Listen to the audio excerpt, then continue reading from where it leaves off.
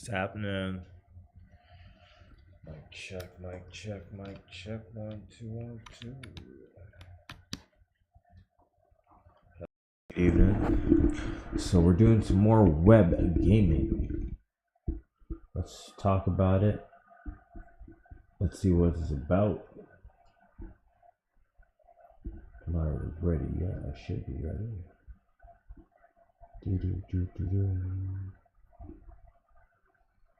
Web3 and the gaming unleashed, quantum gaming tech.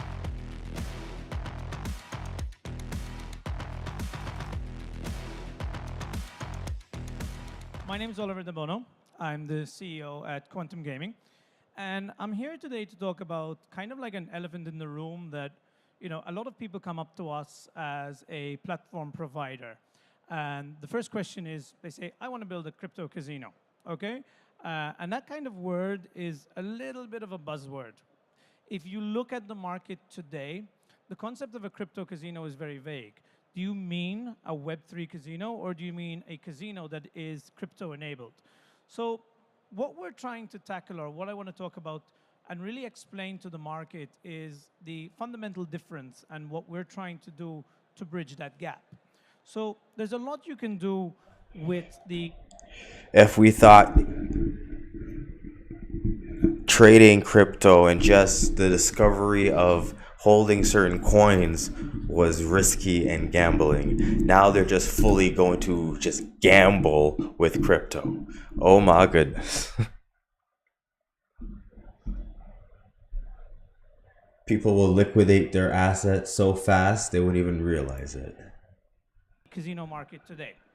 What we're talking about right now is enabling crypto or Web3 features in a Web2 world. The fundamental rule or the fundamental limitation you have with Web3, even though it is certainly going to be the future of gaming, is regulatory issues. And I think a lot of people don't realize that the moment you decentralize your player database, then automatically you start falling outside the scope of regulation. Why? Because who owns the database? Where does it get stored? There are means today where you're getting offered by certain regulators who are opening their eyes to this market and saying, okay, look, if you put a copy of it, then we may be able to obviously authorize those kind of transactions. But ultimately, the concept of regulated governance and decentralization are somewhat opposites. So what we decided to do, I'll just jump into this a little bit more in detail, is looking at an approach where we can, let's say, complement Web3 features in a 2D world, a Web2 world. Basically, the logic over here was to create an ecosystem that is Web3 friendly. What does that actually look like? So a lot of casinos and gaming companies today, not only casinos, but also video gaming, are creating your pay-to-play, your free-to-plays, and creating a sense of a tokenized economy. Now, we knew that we couldn't do that purely in a world where most game providers themselves are regulated. If you go into a casino or you go into a sportsbook, you want to be able to place a bet or spin a round on a slot game. If the slot provider themselves don't accept the token that you've created, then by default, the player can't play. So the moment they go into their account, they switch the game on, they're going to find zero balance. So the first generation of casinos decided, okay, let's use an intermediary currency. What does that mean? I land on a casino, I can deposit whatever crypto I want, and as I go into a game session, I'll automatically see dollars in my account. We decided to take a little bit of a different approach to this. My goal here was, how do we create that element of rewards within the token economy without stepping outside of the regulatory zone?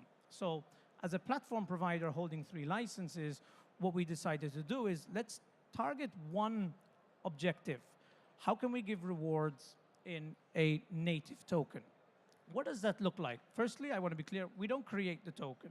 We offer our clients the ability to create their own token and then define a value. Now, that might sound a little bit wild. Obviously, you want to create a realistic value. We're not going to create, a token worth X amount on the dollar, it wouldn't make any sense. It also needs to be in balance with the rewards you're going to give. So what we did over there is we created a simple concept. I don't know if any of you know about casino rewards or the way VIP systems work, but basically the rule of thumb is that you would create a simplified multiplier, meaning for every $100 you deposit into a casino, I'm going to give you $1 back as a reward, okay? So the idea behind it of what we decided to strive to do is to create that ecosystem where a casino can come to us, or somebody who wants to launch a casino can come to us, and then we'll tokenize their reward system. Once you create this ecosystem as a reward, then you apply a value to it. So $1 equals 1 cent of your native token. You then start building around this token. What does building around it mean?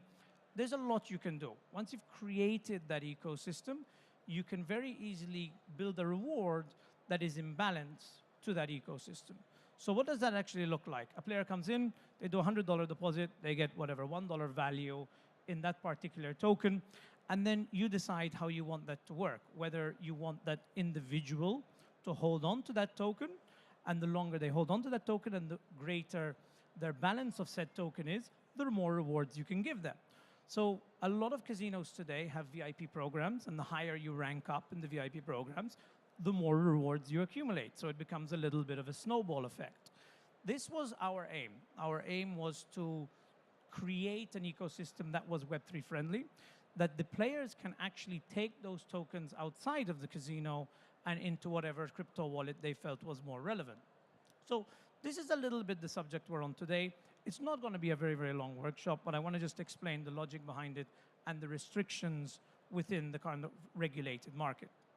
So moving on to that, we decided to start building particular features that synergize the two concepts that we were looking to merge, Web 2 and Web 3. The idea behind it, as I had said before, is to create a reward system that goes outside of the casino. Now, once you start thinking bigger and you look at larger ecosystems like larger platform providers, then the token starts becoming more relevant. What happens then is I can take that token out of Casino X and then initiate rewards in Casino Y. So you're starting to bridge the gap between two brands utilizing what would be a platform native token across multiple brands. So this was our aim a little bit, and we wanted to focus a little bit more on the reward system, as even though the Web3 space is definitely the future for gaming. I don't know how many of you are familiar with Web3 casinos. There's been a few attempts. I know, Gordon, you've been in the business since day one, and we've had this conversation a lot. Exactly. Okay, fair, day two. But basically what we're saying here is one of the biggest issues you have in the Web3 space is not only the limitations of regulation, but it's actually a speed problem. So back in the day, we're talking, what was it, 2019, the Malta Blockchain Summit. Gordon, I remember you there. We had a hackathon there. And we attempted to get some of the best blockchain developers in the world to create an RNG based on a particular chain or network. The issue you have with that kind of system is you're creating a very unique environment and an environment of trust. Ultimately, that's what blockchain is about, the transparency. So we took those elements into the gaming space. We developed slot games, or attempted to develop slot games that operated within those chains.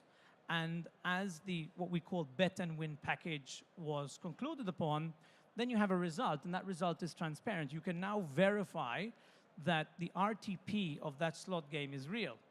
But what is the negative of running on chain, right? Speed. If you look at the average slot game today, is you do have opportunities where you can go quite a lot faster than we did 4 or 5 years ago, but you still have certain limitations. The second limitation, again, we go back to regulation. So wherever you look at the requirements of the Web3 space, you're always going to hit that regulation stumbling block, which is something that a lot of companies have been trying to tackle. But ultimately, there are regulators out there that if they can't verify in a centralized area that that RTP is actual and the data, the spin, is held there, then you fall outside of the regulatory space. So even though there are some fantastic casinos in the market today that are moving in this direction, they are creating transparency, you are limited. You're limited simply because you're falling outside of the regulated space. And the moment you do that, then what is the trust factor from a player? If I go to a casino and I don't see a Curacao or an MGA or even today an Anjuan logo, then I might think, okay, I'll never get paid out from these guys. There are good casinos in the market that are purely Web3. What does this mean? They stay within the Web3 environment. There are no fiat transactions in a lot of casinos coming into the market today. Fantastic brands, no criticism whatsoever. There are also hybrid versions of those casinos. So just moving on, when we understood that the Web2 environment will still continue to grow, we decided, okay, let's not go purely Web3, let's not build on-chain, let's integrate to on-chain features. So we had a very unique mission. It did take us a long time, but we finally managed to integrate to several crypto wallets. And I'm not talking about a simple integration like a custodian integration, because those are quite easy. There's tons of payments companies out there. There are fantastic brands, you know, like CoinsPaid, who are probably the trailblazers when it comes to crypto payments and gaming. But what we wanted to do is to go directly into those crypto wallets. So what was happening? We were creating a VIP program that, based on every either deposit, turnover, or VIP level created, we would simply ping that wallet stating there will be a transfer of X, smart contract created, this player has passed X amount of the requirements for the VIP program, and that player would actually receive that native token. So the VIP program started becoming a little bit more of a decentralized venture. You can then use those funds inside of the casino to purchase a bonus program or possibly convert to fiat. So there's a lot of options you can do once you're in the casino platform ecosystem. Basically, there's not really any rules when it comes to what you want to give a player, but you are limited in regards to where they can take that. So if I decide to top up one of my players with, I don't know, 10 Bitcoin, I'm just thinking out loud, or give it as a reward, that player always has the option, you know, to withdraw those funds, yeah? But in a tokenized VIP or reward system, traditionally, that didn't happen. My reward stayed in the casino. Many casinos today are actually moving away from this system simply because the rewards are quite linear. And there's been quite a move, as I said before, of some of the larger brands in the industry moving in this direction.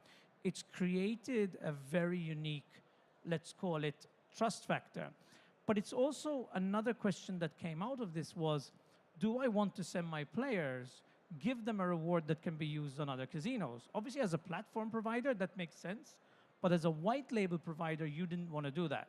Why would I give you a reward you can then use on my competing casino? So we started to see an uplift in casinos or white labels wanting to create their own token. And this started increasing the workload for our development team because everybody wanted to use their own wallet. But the goal behind it isn't to focus on what we've done, it's to explain the difference and the regulatory issues between the two. The gaming market today is bigger than it's ever been. There are new regulators coming out of the market literally every other month. We have some fantastic new goals now for 2025. And the crypto space has literally become one of the largest and fastest growing spaces within the gaming market. I think everyone in this room has heard of the likes of, you know, BC Games, Stake, Rollbit. These are all extremely progressive brands operating within the Web3 space. So how do we capture that data and then maintain a regulatory position, but also somewhat centralized? So this was our goal, and this is what I'm simply talking about today. Lack of, let's call it, insight. One of the other issues that we've noticed when it came to the regulation of casinos, Web3 is pretty new. And I think everybody in this audience has heard of rug pulls. A lot of tokenized casinos today, they go about it the wrong way. Basically, what does that actually look like? So I think, I'm not sure if you guys have heard of any pre-tokenized casinos where basically what they do is they ask people to invest through the token and then they eventually launch the casino. This happens a lot. Gordon, we've spoken. Yeah, Exactly. So we're going to go into, we don't need to go into the Howie test, but I remember having this conversation about 3 or 4 years back. Basically, as Gordon just jumped up and said, you're not really creating a native reward token, you're creating a security. So whenever you see a casino going, oh, buy the token now and I'll give you a reward later, or the token itself is going to increase in value, then you're falling into the security zone. You've got to be careful. I would say, my honest opinion, 90% of those operations are just going to be a rug pull. You're investing into an idea that may never come into fruition. So that's why the reward ecosystem should actually come after the casino's all established. Why? Because you want to see that the product is ready. It's like buying a house on plan, but you never actually get the house. So this was the issue we had with pre-tokenized casinos. Now, the other issue we had with it was, if you're focusing purely on the reward system, what other features can you bring into the market? I don't know, I'm sure many of you heard of the original Moon game, which today has been replicated 100 times over, very populated, especially with Ethereum holders. Today we have variations of those called crash games. So the idea behind it was creating a gambling transparent effect where you could actually verify that the RNG taking place was real. So what we're now trying to achieve is centralizing a database that can be regulated and verified by a regulator, which means the player themselves are protected, but integrating as many Web3 features as there are in the market today, whether those are unique wallets, Web3-based games, and a sense of transparency.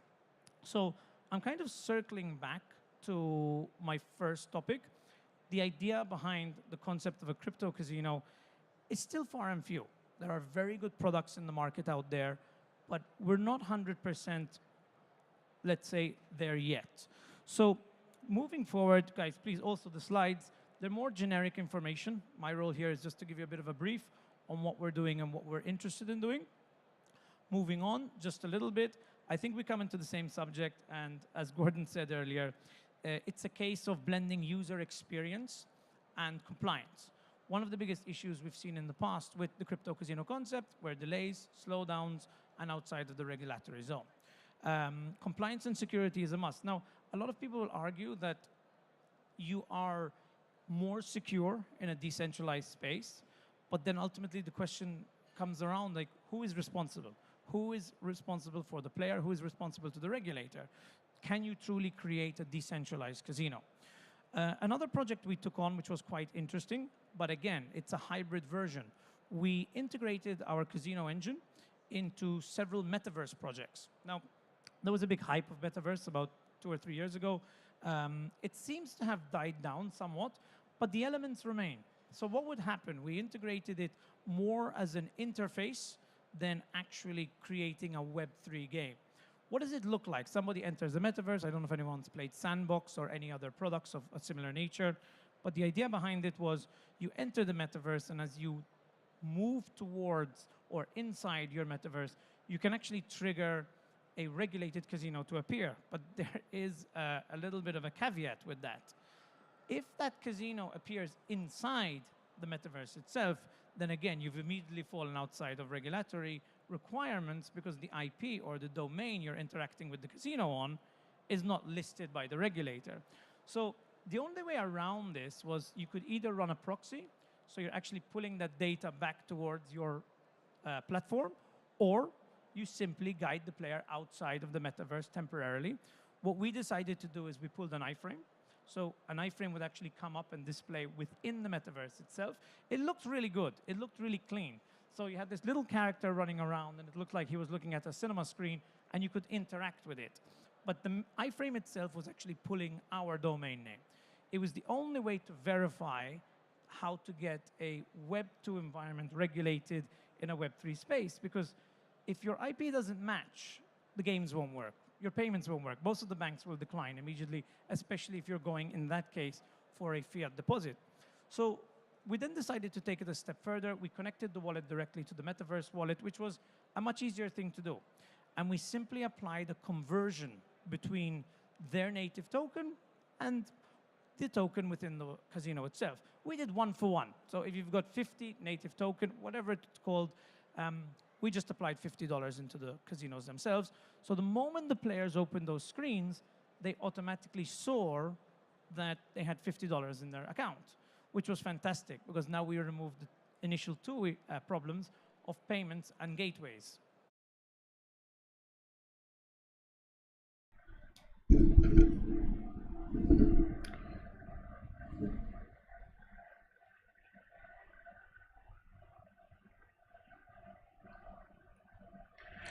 They mentioned something very interesting when it came to issuing the coin. So in terms of you bring in, and they quoted your native coin of choice, the casino will issue a 1-to-1 conversion period. That to me was a red flag because one XRP isn't equivalent as to one XLM. And if I can get a dollar from the casino no matter which one I get, it seems like somebody's being robbed.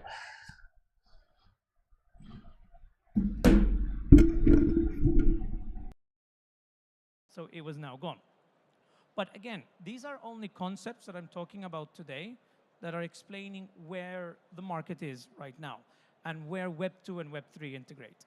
So there's a lot of potential, and I've seen even during the show here that a lot of casinos are moving towards this space in an attempt to gain transparency. But there's also a very important notion that I think people need to understand, that if it's not broken, don't fix it.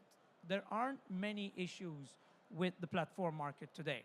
As long as your software is, let's say, up to date, modernized, or modular, there's not really a need to change it. The only, let's say, target we found for the blockchain market was that people wanted more transparency. I think the #1 question we had in gaming was, can I verify this is real?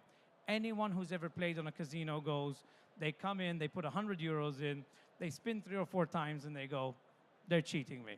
This is not real. This is a fake RTP.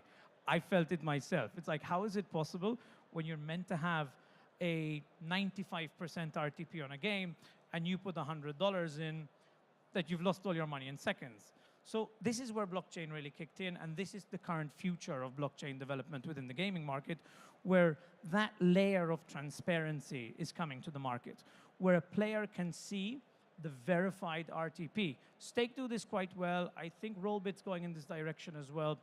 But the whole point of today's, let's say it's more of a speech than a workshop, but I'd love to take some questions soon, is the fact that there are elements where Web 2 and Web 3 cross over, but some of them aren't needed. I don't believe today, and anyone here can correct me if I'm wrong, that there's actually a need to build a casino on a Web 3 space. I think due to certain limitations, due to regulatory limitations and speed limitations, the Web 2 platform will continue to exist. It will continue to prosper. With new technology coming into the market, things will only get better. And our target right now is to integrate as many of those Web 3 features into the Web 2 space as possible, while remaining compliant. I know Gordon will want us to be compliant and not go into those directions. But look, so basically from my side, I wanted to give this quick overview. I think my main points or closing points over here is regulatory compliance, ensuring that your product stays within the regulatory space, and enhanced user benefits. I mean, that's ultimately the goal, right? You want to give the user more access to transparency, tools, and so on. So with that, my workshop, pretty straightforward, but before I start running down, I'd like to ask if the audience have any questions. Anything? Okay, here we go, Gordon. With the mic, if you need. It's not really a question. I want to compliment you on the iGame. Sorry, not the iGame. The iFrame solution. That's an interesting, innovative integration of Web 2 and Web 3, and a good solution to maybe the geolocation/IP issue. How did you? Was that a flash of lightning, or did you go through some other ideas, or how did you end up on that? It's almost like having a portal within the game. Buying a shipping container? I bet you can't see it first, and neither can the seller. Watch this to avoid. So that was actually a really painful thing to come across. The iframe itself was an idea we came up very, very late. The issue with it was quite simple. We ran a multitude of integrations. We kept trying to have the game display in metaverse. Ultimately, it doesn't work. The moment you load that game into that environment, then you've got an IP conflict, and it simply won't work. So we just took a traditional approach like we do with sportsbooks. So we integrate multiple iframes. The good thing about it, and it's not really something I should be saying on stage, but you can run a proxy into an iframe. So you're simply stating, you're pulling that data into a centralized point, and then the company that's actually giving you the data sees your location before the metaverse is. So it's kind of a workaround. Is it the ideal workaround? It doesn't look as clean. So that's the problem with iframes. You need to build around the environment you're in. But the iframe concept has existed for the last 2 decades. Widgets, sportsbook, everything operates within an iframe space. And it's a very good tool. I said it before. If it's not broken, don't fix it. So it was a solution for us. And we did discover it quite late after a lot of work trying to directly integrate into their system. And I'm just going to nerd out on you for a second. Did you ever think you were like doing micro VPNs or Ajax or? So yeah, basically the initial round we had to do that. There was no alternative. But again, it really depends on what products you're working with. There are some products in the market today that they don't do IP checks. But if you're doing IP checks, that's when you need to get a little bit innovative. It is a lot of work. But it is the way forward. And as my last panel, I don't know if I have any more. Sorry, guys. My team put this together for me. OK, here we go. Just going on to this super quick. The idea behind it was creating better user experience. So everybody today, or any young player within the casino field, knows that crypto is the up-and-coming market. Finance is moving towards a crypto environment. How do we bring that to a Web2 environment? It's not only a question of user experience, but it's also accessibility to finance, right? A lot of players want to play. I don't know if anybody here works in the casino or platform or payment space. Today, I'm talking about 2024, payments in the gaming industry have become a nightmare. So blending Web 2 and Web 3 isn't just about creating features, but it's also about coming over obstacles. And payments are an obstacle. Decline rates are higher than they've ever been in the gaming market. Taking advantage of those features is ultimately where Web 2 and Web 3 come together. But in saying that, any more questions before I close off? We have, yes, it works. Okay. Thank you. So congratulations, excellent presentation. I really enjoyed it. I'm a financial regulator, but on the fintech side, regulating crypto. And I really enjoyed the presentation. And also, in my past life, I used to be quality assurance for code for a bingo company in the UK. I really like the bit where if it's not broke, don't fix it, because you said a lot of things about integrating Web3 and decentralization, but it just creates possible more points of failure along the way. And from my experience, players also feel cheated if the game, you not only lose, but it throws an error and you actually can see yourself lose. And you have to comp them again and so on. So on the regulatory point, I'm not in the gaming regulation anymore, thank God. But it is getting more complicated because a fair outcome for customers and explainability, the more technology you put in and the more regulators cannot understand what's happening, as in, OK, there's a policy, but now it's decentralized, so something can be voted in a different direction. Do you see at one point that we say, OK, there's a lot of fancy technology we could use, but actually, a bit like the metaverse, let it die by the wayside, and we really don't fix it? Because I see a lot of like, oh, this is the new thing. It doesn't work for us. Especially you mentioned banks. If you think it's a nightmare, just banks and gaming, put in crypto in between, and you have 3 times the nightmare, because most banks, as soon as you mention there's a crypto step somewhere, they're like, we don't touch it. Because banks can lose, for example, access to SWIFT or access to corresponding banks. What are your thoughts? Well, I mean, look, the goal of crypto in many cases is to kind of bank the unbankable, right? That's a term we had back in the day. It's a very important thing to understand why banks don't want to touch this market. And I get it. I mean, I'm not a skeptic. I know that, especially in the fintech market, you need to be careful. It's simply the anonymous layer that creates an issue. So there's major differences between regulators today. The difference between SOW and SOF, right? Basically, you're saying, where does your money come from, or where does that money come from? The problem with the crypto space today is when you're looking at larger transactions and financial institutions, then you can't define where those particular funds come from. And I know someone's going to put up their hand and say, well, you can see the history, but it's anonymous. And a bank's going to be like, I don't know that didn't come from some terrorist cell in the Middle East. You don't know, because the record is anonymous. That's the whole issue, why banks have to stay away from that market. So what we're trying to do is take the benefits of the crypto space and pull them in with a traditional platform. Why does it work? Because a regulator can look at my platform, can say, okay, these transactions are clear. Even though they were crypto, they didn't go into a red flag space, and we verified the owner of that individual. So to answer your question is, the regulators will always be tough on anything that's anonymous, right? The whole point of a regulator is knowing, taking a copy of your database and viewing it whenever they want. I mean, we've seen huge changes in Curacao today. You know, the GCB is becoming a lot more, let's call it, a big brother than it was, 5 years ago. It's a good thing. It's a good thing. It protects the players at the end of the day. But there's always going to be a gap between a regulator or an authority and a payment institution that supports anonymous payments. So this is why regulators will never accept it. I mean, I think the point of a government is to know, not to know and control, but that's one of their remits. So basically, to answer your question, I think there are certain steps that can be taken in a regulatory sandbox, like if you can use crypto and prove who owns, let's say, 3 steps away, then you're creating the same requirements as any other SWIFT or SEPA transaction. But it's the anonymous part that keeps regulators away from the crypto space. Does that answer? Cool.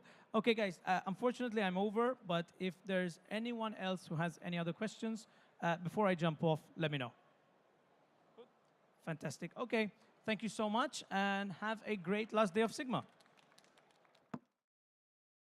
Do you want more customers from your ads cheaper?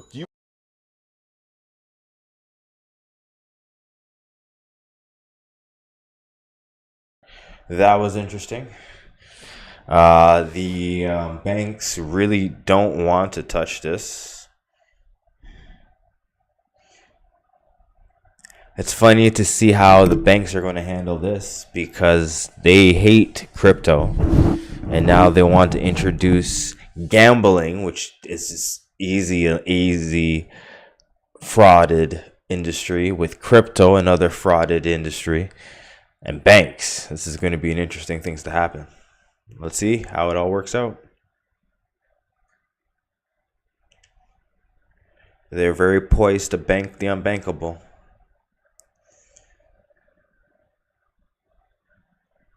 What if their motto changed to vax the unvaxable?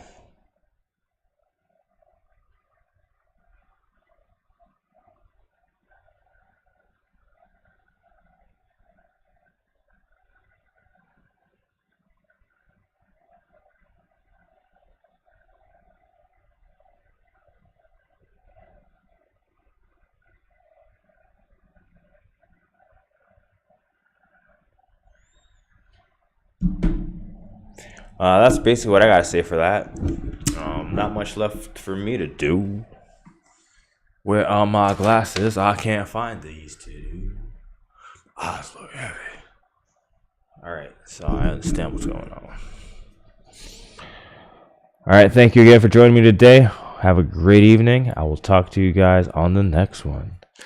How do you guys feel about crypto coming to the gaming world? Comment down below.